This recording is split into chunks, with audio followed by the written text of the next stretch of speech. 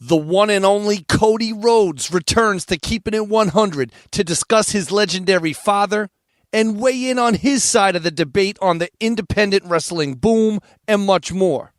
Brilliant. You know what's funny because, and I'm sure you've heard this a million times of how over your dad was in Miami, right? Oh, man. Yeah, man.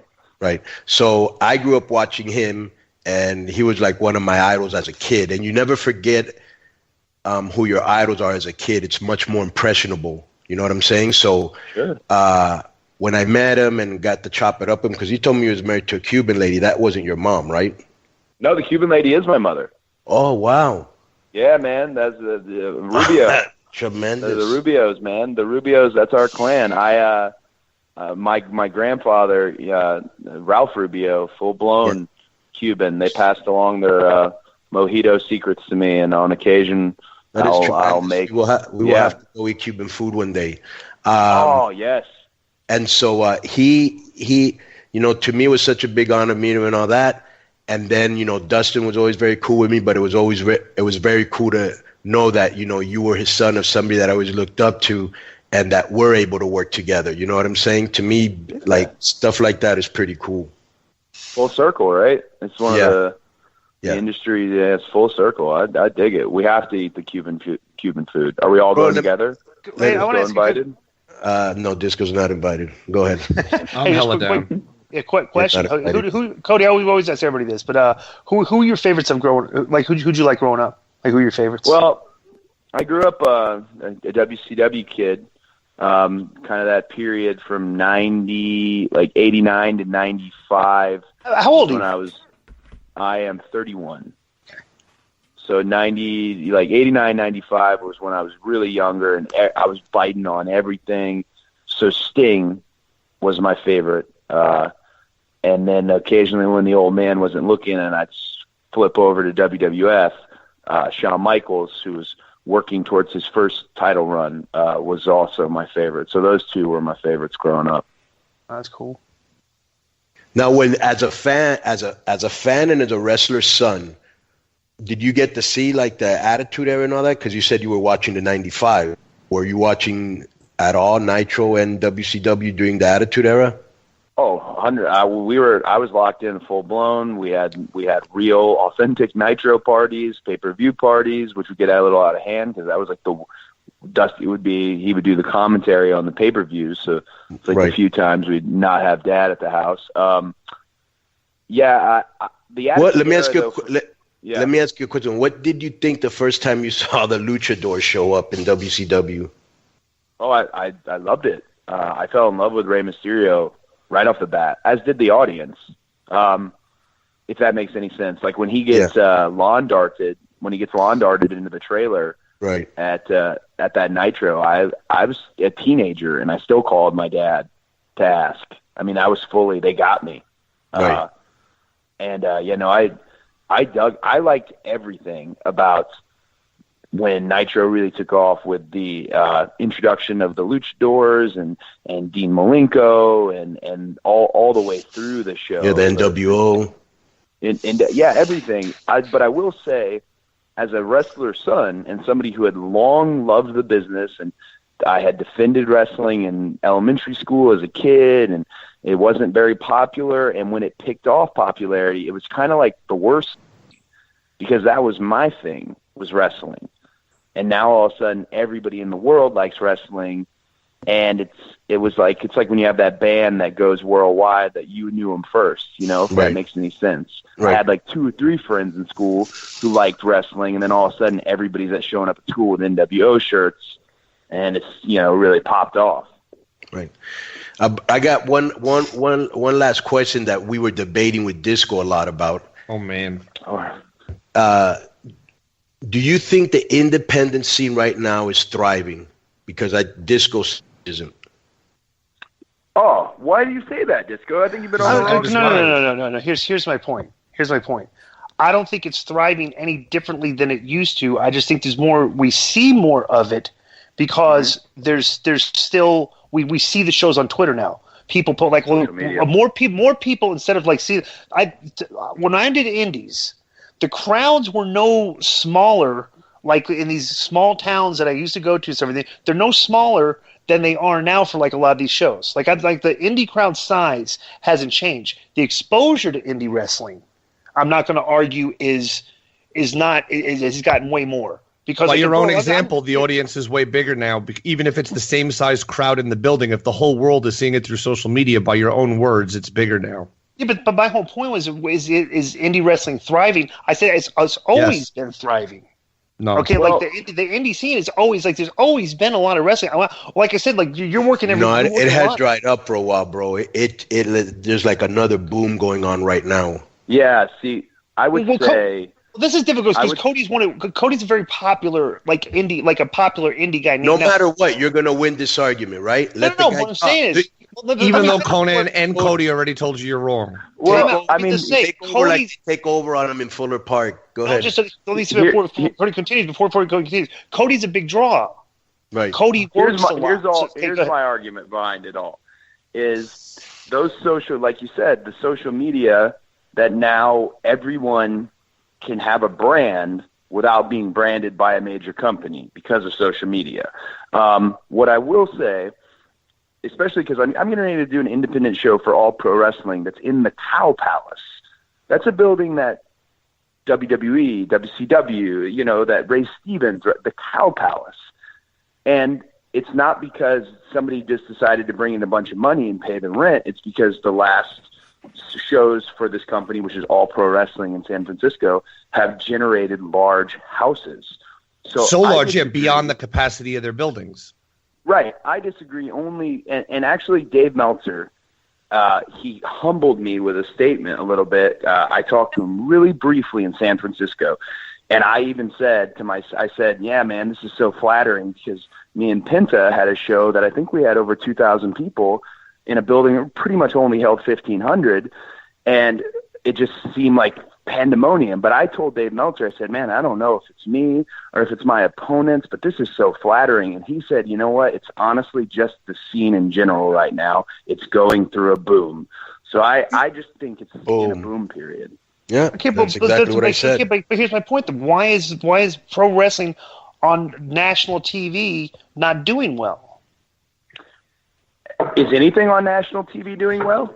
I'm just saying. It does make a lot of sense. But it makes a lot of sense. However, we're not going to discount the fact that the shows they're not drawing like they used to, but the people paying the shows as they're not that good.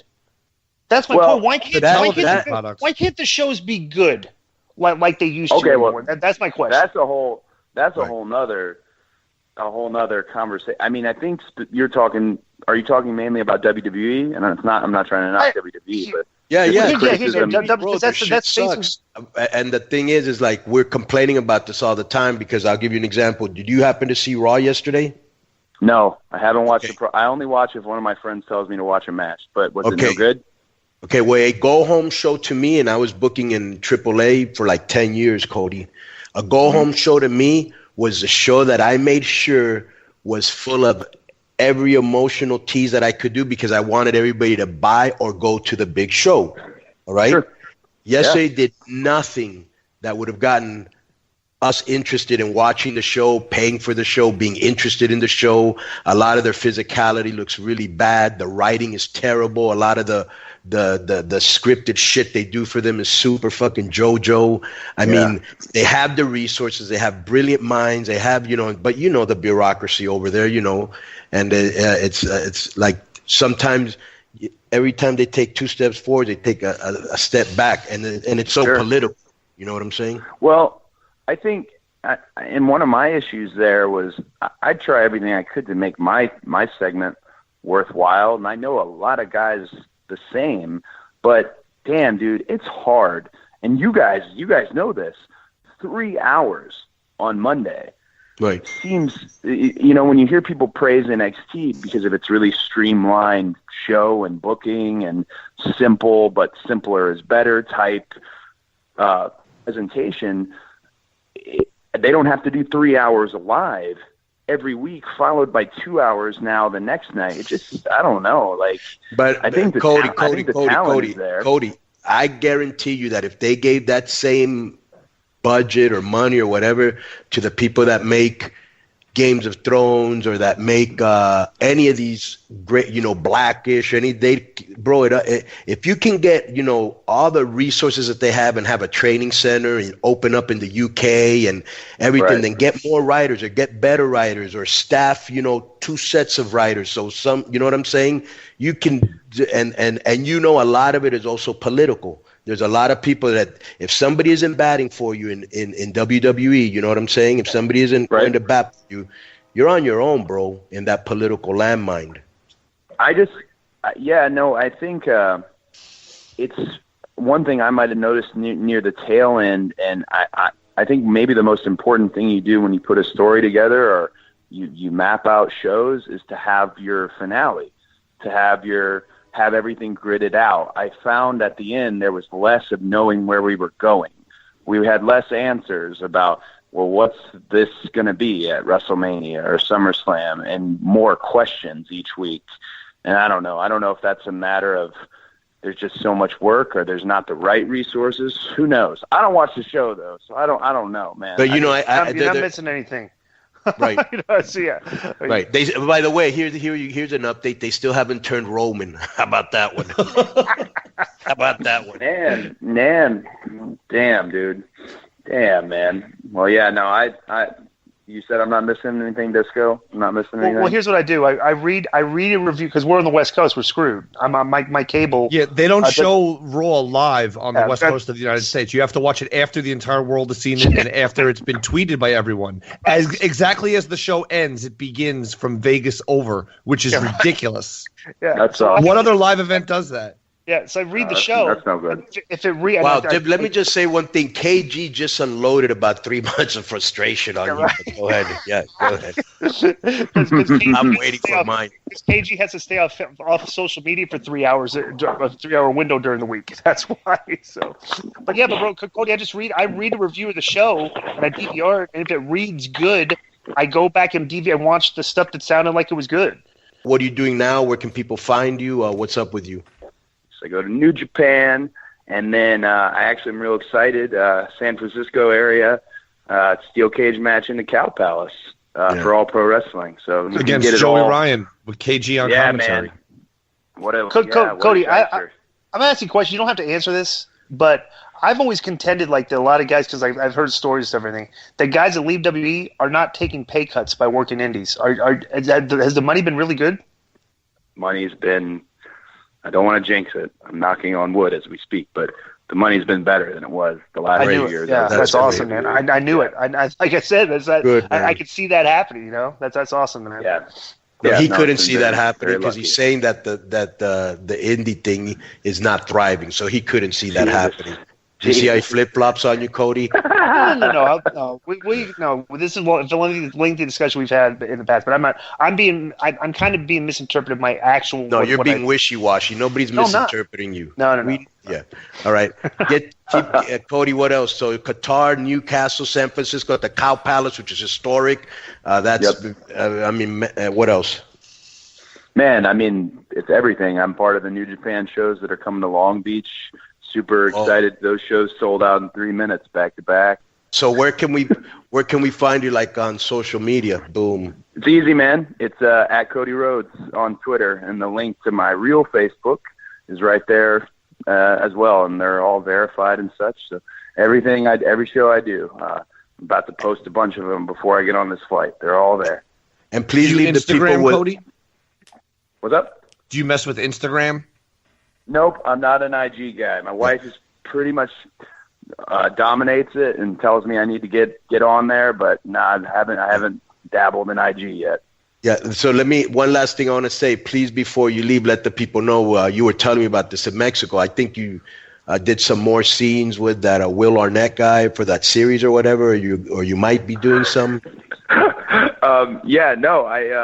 It's actually the episode airs in a few weeks. I had in season 5 of Arrow, I did a crossover episode, the 3rd episode of the season, and they built a villainous character for me, Derek Sampson, and I didn't think I was coming back. I kind of thought it was a one-off, but they were happy enough with it that I am returning to the season at the end. I think the episode airs in a few weeks. I've already filmed it. And then fingers crossed that I come back for season 6 of Arrow. But, yeah, keep your eyes tuned on the CW there because I'm makes a return. I'm going to give you some advice like your dad did. See if you can work that mustache back into the character. Boom. Oh, that's money. That's money. That mustache is always money. I'll go talk to Brandy about the mustache right now. Maybe if I come to Tijuana, I'll bring the mustache. It doesn't take long to grow. It was not good. Tremendous. Hey, Cody, real quick, are you a Falcons fan? Hell no. No. Who's your football team? Cowboys. Because my sister cheered for them. But, man, that's how I know you're not really from Georgia, Disco. Oh. That's how I know. Nobody who's really from Georgia is a Falcons fan. That's the most fickle sports state there ever was. The only team that anyone supports is the college. Bro, you know why you're right? No. You know why you're right? This traitor, and there is no other word, went to the University of Georgia and buries the Bulldogs mercilessly. What? No, how? Because I was a big anti-Mark Richt guy. They kept him 5 years too long. And now they hired another goof. And I was like, I used to be a Georgia fan, but I'm like, wow, you can only think that your team is going to be good every year, and they're completely mediocre for so many years before you just get desensitized. You know? Yeah. Well, the Falcons, the Hawks, I tried them all. It wasn't for me. The Braves moved out. That's right. Bro, do you see where the Braves Stadium is now? It's isn't it like in Sandy Springs? Bro, it's right down the street. It's right at Cumberland Mall. It's like right where right where the Steak and Shake is. That side street right there. That's where they built the stadium. That mall is another place that he used to frequent. They used to call it Chester. Oh, that's a chat. Yes. All right. Hey, thanks for coming on, Cody. Man, it was a good conversation. Guys, thank you so much. Man, thank you very much, Cody. Can't wait to work with you again. Be cool, my brother. Hell yeah, man. Yeah. Thank you, guys. Have a good one.